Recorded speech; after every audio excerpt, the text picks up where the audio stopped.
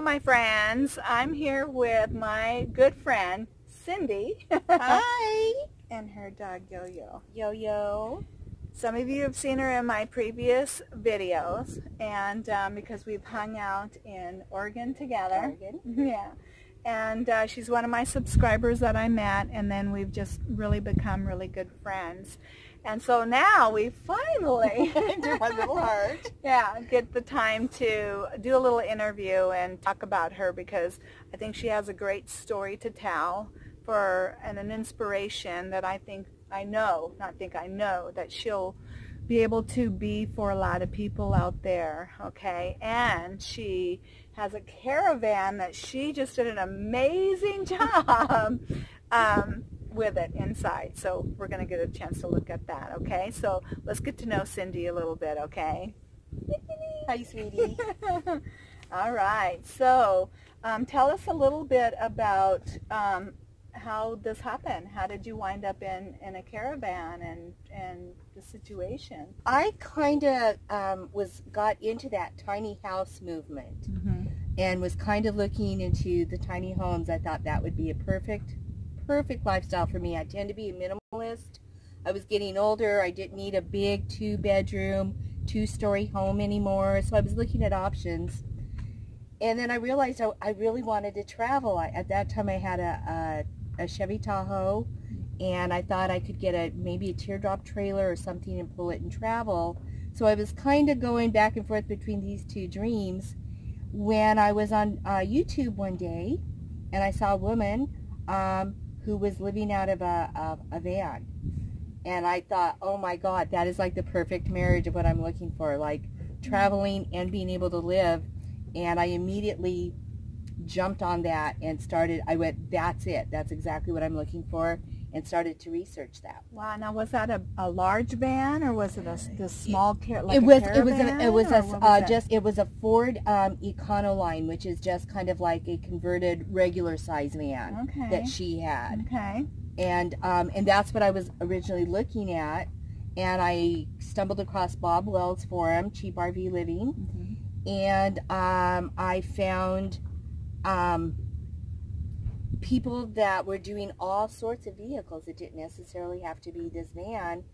And there was somebody with a saying it was a maritime saying that says, if you go small, you can go now. And so I started thinking minivan, and I thought that is something that was in my budget right away. It was something I wouldn't have to invest in a lot of money to try out at first, and I could go quickly and first see if I liked the lifestyle. So that's what I did. I got this minivan off Craigslist.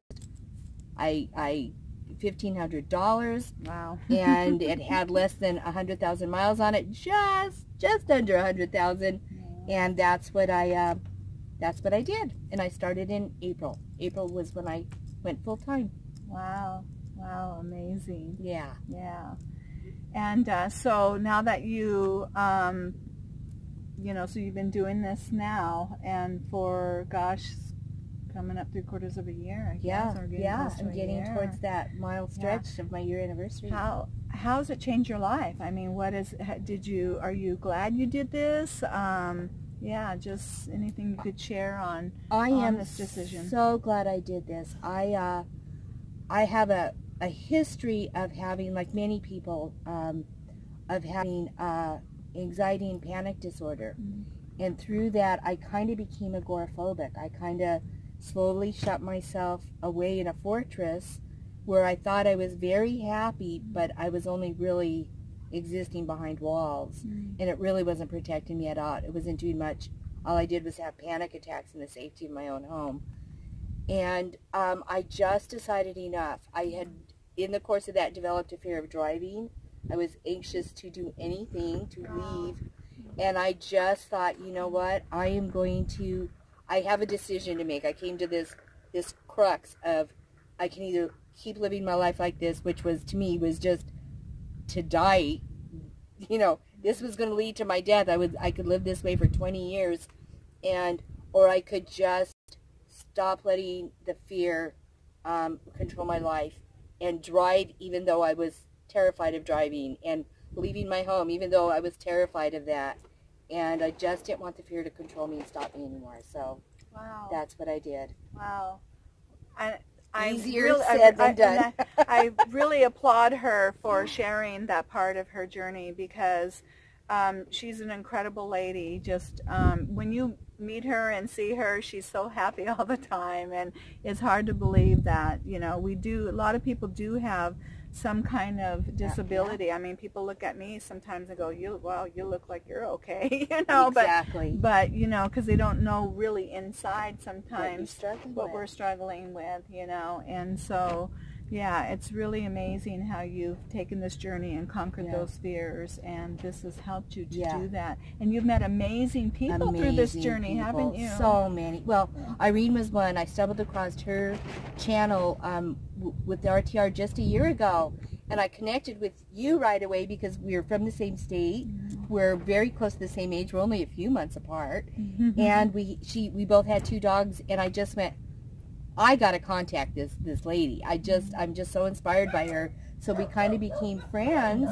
She was so warm and welcoming, and was like, when I get back to Oregon, you know, let's get together. And we did. We went to a get together in June, and we've just been besties ever since. Yeah, really hit it off. Really good friends. And she really reached out to me through, you know, through my channel, and then through an email and about when Buster died, because she had a dog too that had passed away before that with the same thing, chronic heart failure. So that was also a connection that we had. Very much so. Very much so. Yeah.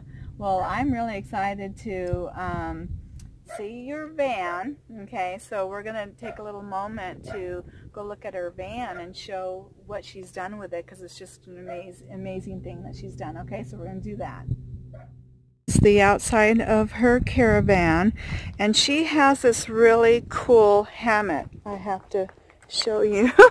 And it collapses in that bag that's underneath, and it is just so cool. So when she gets set up somewhere where she's just kind of stationary for a while, that is a really cool thing to have. All right, so here's the inside of her van. Here we go. Come on in, welcome. This is my kitchen. This was a pretty easy thing. I had 3 feet of room, so I found these little plastic 3-drawer like nightstands. They're plastic. They were like $11 each, and they're each a foot wide, so that was a no-brainer. They fit perfectly there. So this is my kitchen area. This is where I store my kitchen stuff. This is kind of like my little nightstand drawer, and I do have some clothes in a couple of the drawers. And I have a tote up front on my passenger side where I store most of my food. And I have this little butane stove. I only go through a couple canisters a month, and they're like from $2.99 to as high as $4.99 that I've seen. And this is just my little like cutting area, and when I'm cooking up and needing to cut. And this is kind of my sink with my dishes. I rinse everything off with this, but I'll heat up water and pour it in my dish and then rinse off with clear water.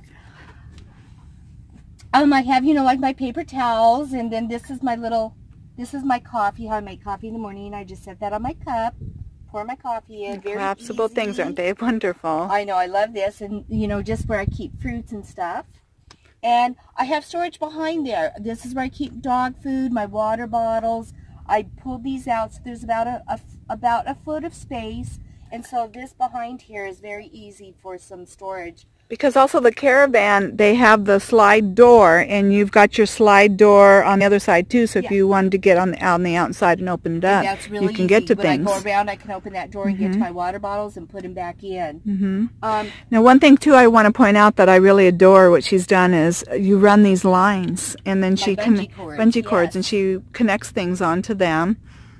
And what's really great is I have not had to do anything permanent to this van. When I'm done with this, I can take everything down, put the seats back in, and I can resell it as a 7-passenger minivan. So everything will come off easily. There's nothing like I didn't have to damage anything to get up. So here. Are the seats with a family member? So somebody's holding those for you? They're at my son's house, and they have them set up in a room that looks like a cute little like TV room. So awesome. That's how they're using those. So then you got your little bed set up here. Here's my bed. My bed is 4x4, and that seems really short, but diagonally it's 5'6". So if you're a shorter person, this fits perfectly. The one thing I wanted is I wanted to be able to sit on my bed. So you went for your height up where right, everything. And so that's what I measured for, and because this is where I live. I live on my bed. It's my couch. It's my where I sit to cook. It's my bed. It's where I work from. So I needed to be able to sit, and I have a 5-foot just memory foam mattress on here. That was a twin size. I just cut it to size. Very easy to do. And I have a couple drawers under here that are for clothes. And the rest of my bed under here is I have a little dog bow hair business. So I keep supplies and my outdoor stuff like tables and my hammock and stuff under this way. And talk about those pillows. My pillows, I want to make sure she I actually out. got an idea from a lady I saw on YouTube.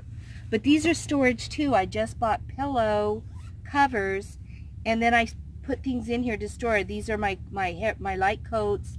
I have towels, an extra set of sheets. And how many of those do you have in there? 4 of these. 4 of them. Can you imagine? And you use them multi-purpose. So multi-purpose. Stuff inside of them for storage and tucked away, and it's neat. I have one for Yo-Yo. I keep all of her clothes in there. I keep towels. I keep sheets. I keep extra heavier stuff. And I tell you, it works really nice, and nobody knows it's storage. Really great, right? I really do like that. That's really cool. And then what are you doing for power? So how are you keeping things charged? I don't have solar yet. I'm hoping to, but I got this little battery box Yeti. It's a very small AGM battery. The only thing I need to keep charged is my phone and this awesome little fan. I can charge it 3 ways. I can charge it AC, DC, or solar.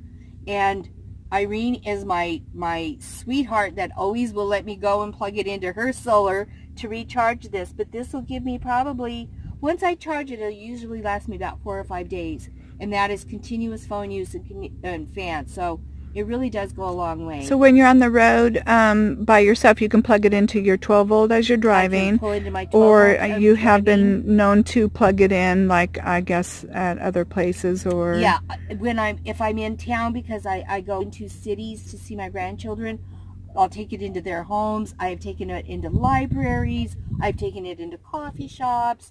People are very kind. Laundromats, anywhere where I can find a plug. People are very kind and let me just, it takes about 2 hours to charge it full, which is amazing.